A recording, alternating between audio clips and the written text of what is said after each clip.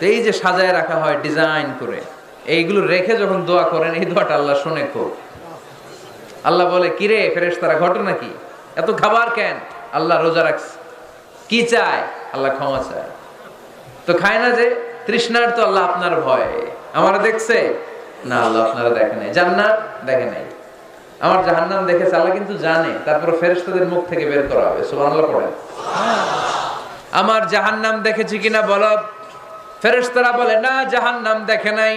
আমার জান্নাত দেখেছে কিনা বলো। জান্নাতও দেখে নাই, কিছুই দেখে নাই, আপনারও দেখে নাই। আল্লাহ এবার খুশি হয়ে যাবে। আমার খুশির জন্য, আমার ভয়ে তৃষ্ণার্ত ক্ষুধার্ত সামনে খাবার হাত বাড়ালেই খেতে পারে, গ্লাসটা তুললেই পান করতে পারে, আমার ভয়ে খায় না। আমার ক্ষমা চায়, আমার কাছে ক্ষমা প্রার্থনা করে। এখন আমার বান্দা